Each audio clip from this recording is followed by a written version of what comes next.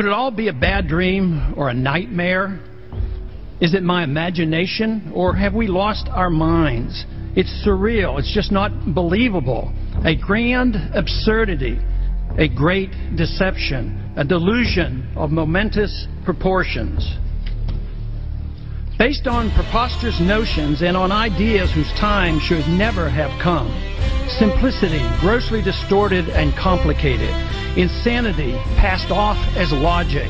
Grandiose schemes built on falsehoods with the morality of Ponzi and Madoff. Evil described as virtue. Ignorance pawned off as wisdom. Destruction and impoverishment in the name of humanitarianism. Violence, the tool of change. Preventive war is used as a road to peace. Tolerance delivered by government guns. Reactionary views in the guise of progress.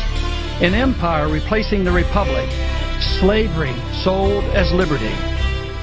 Excellence and virtue traded for mediocrity. Socialism to save capitalism.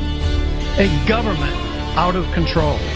Unrestrained by the Constitution, the rule of law, or morality. Bickering over petty politics as we collapse into chaos. The philosophy that destroys us is not even defined. We have broken from reality, a psychotic nation. Ignorance with a pretense of knowledge replacing wisdom. Money does not grow on trees, nor does prosperity come from a government printing press or escalating deficits. We're now in the midst of unlimited spending of the people's money, exorbitant taxation, deficits of trillions of dollars spent on a failed welfare warfare system, an epidemic of cronyism, unlimited supplies of paper money equated with wealth, a central bank that deliberately destroys the value of the currency in secrecy, without restraint, without nary a whimper. Yet, cheered on by the pseudo-capitalists of Wall Street, the military-industrial complex, and Detroit. We police our world empire with troops on 700 bases and in 130 countries around the world.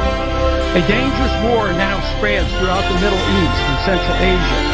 Thousands of innocent people being killed as we become known as the torturers of the 21st century. We assume that by keeping the already known torture pictures from the public's eye, we will be remembered only as a generous and good people.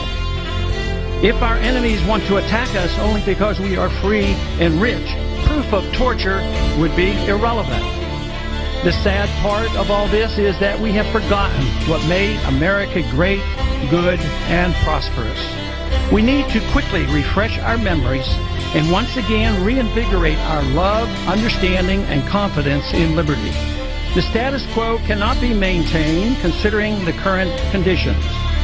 Violence and lost liberty will result without some revolutionary thinking. We must escape from the madness of crowds now gathering. The good news is the reversal is achievable through peaceful and intellectual means, and fortunately, the number of those who care are growing exponentially. Ron Paul is out there trying to make a difference.